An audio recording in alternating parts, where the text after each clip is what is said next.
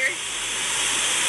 We're stranded here. So in case you were unaware of the absolute torrential destruction left in the wake of Hurricane Helene, there you have it, because it is devastatingly underreported in the news. And I don't really understand why.